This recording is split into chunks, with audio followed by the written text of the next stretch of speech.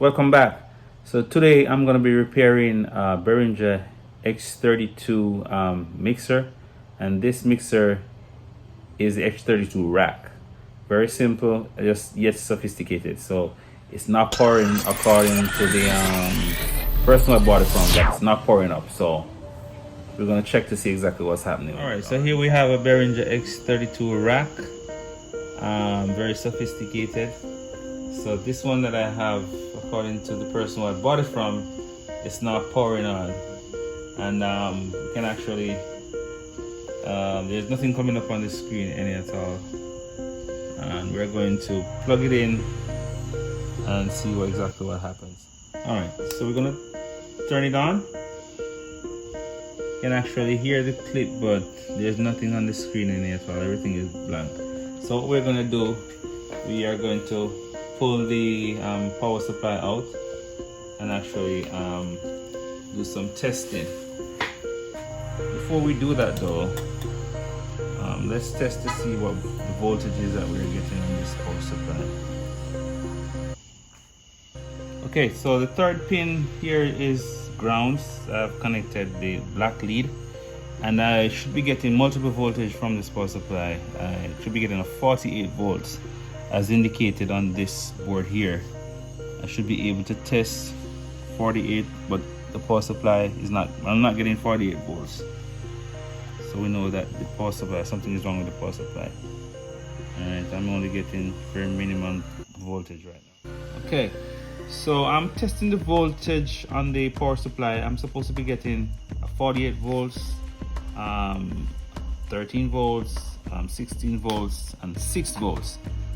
But while checking, I'm getting a 45 for the 48. I'm getting 13 volts here.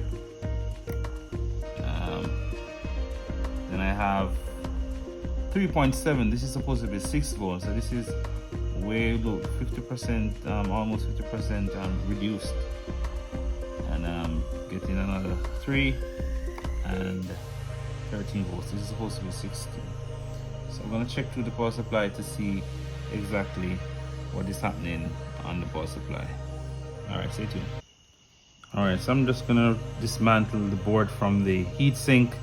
So I'm going to be taking out the few screws that are here. 1, 2, 3 screws, and take off the board and look underneath. So at the same time I have to take off these metal clips that is attached.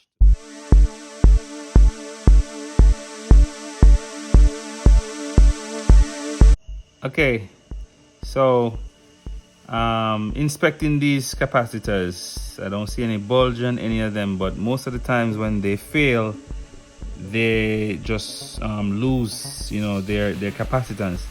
So I'm gonna be checking these two capacitors here, then some of these here. So I'm gonna have to desolder them from the circuit and then use my multimeter to test them. So I'm gonna go ahead and try to take out some of them. Okay, so now I'm going to be using my multimeter to test this capacitor. I put my meter on capacitance. This capacitor is actually 47 UF, 50 volts.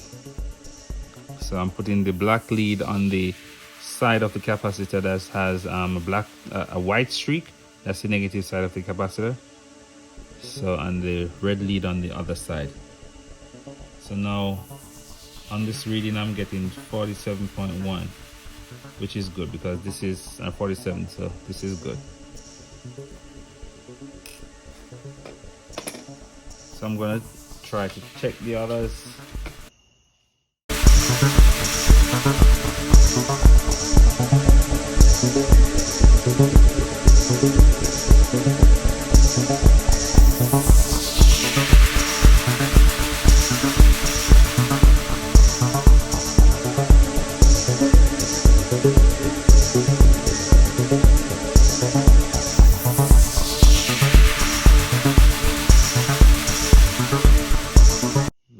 Same thing again, the negative lead to the white streak on the capacitor and the red lead on the other side. I'm not getting anything from this. What's happening?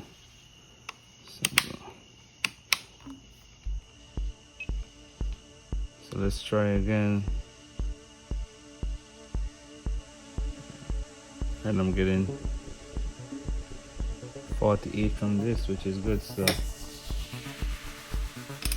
none of these two capacitors have any issues. So we have this one that is 16 volts, 470.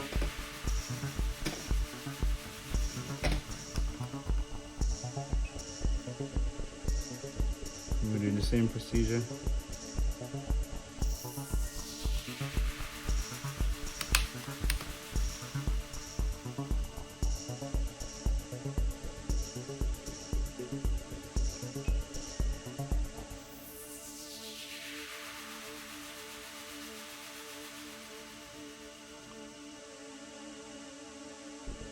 Just 415. Not that bad.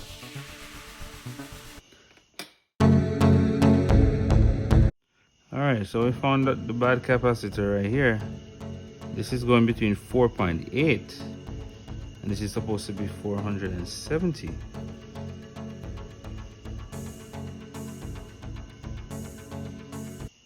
Okay, so the bad capacitor I found in the circuit. I had to go through each of these capacitors in the circuit because there was no bulge.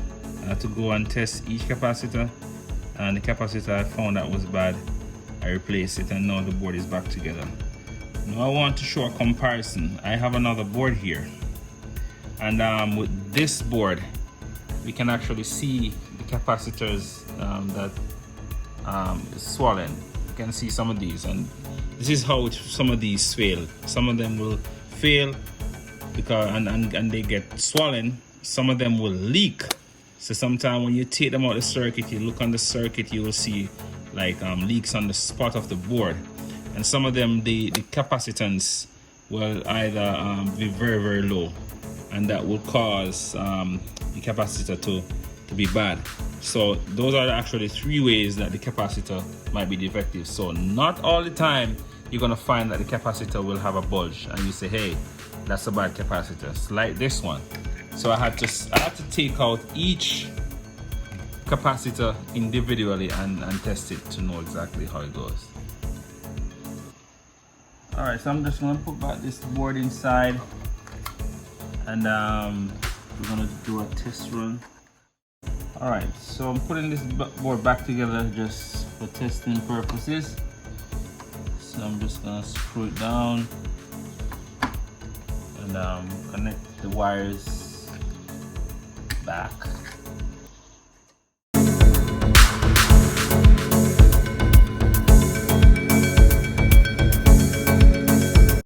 Alright, so now the board is installed, so let's check it out to see what's happening.